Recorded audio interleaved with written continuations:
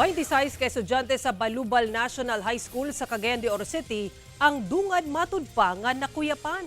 Sumala sa DepEd Cagayan de Oro City, posibleng mass hysteria ang nahitabo. Aban ubang kabanay ug mga apektado, kumbinsido nga dautang espiritu ang hinungdan. Ani report ni Cyril Chavez.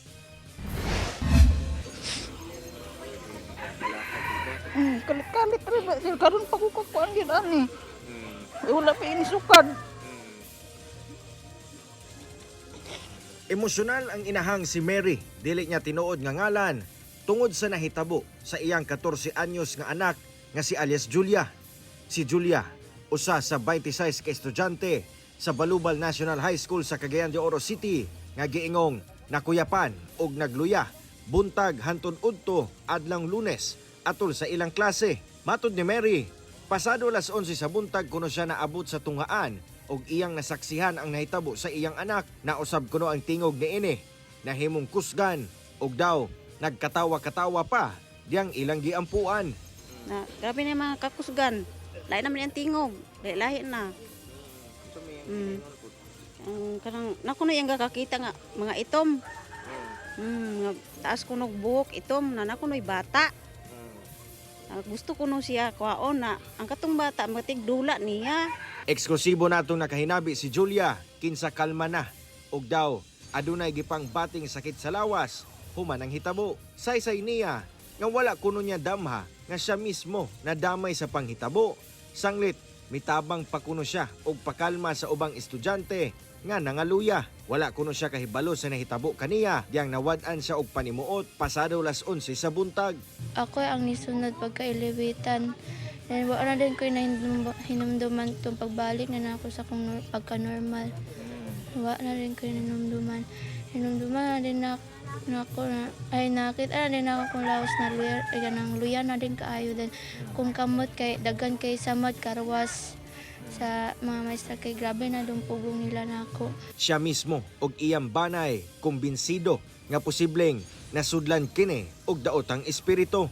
Apan sumala sa Department of Education, posibleng mass hysteria o mass psychogenic illness ang nahitabo sa mga bata. 26 ka mga bata sa tunghaan ang giingong giatake sa mong balatian, kung asa 25 niini babae ug usa ang lalaki.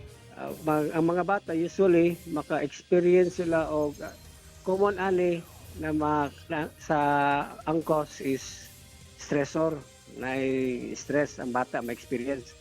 Psychological stress, usually personal man na niya na factor or sa family bagikan, sa community or sa school or sa iyang mga friends. And then naay mga physical manifestation yun ang bata, like kulbaan siya, magkurog.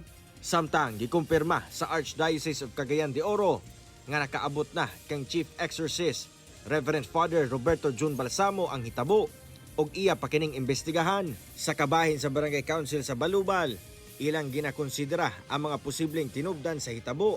Labi pa nga kini ang unang higayon nga nahitabo kini sa ilang barangay. Paspasab ang pagresponde sa barangay health worker sa tunghaan aron mahatagan og medikal nga atensyon ang mga apektadong estudyante nga luwas na og nakagawas na sa health center og ospitals kung asa sila na-admit.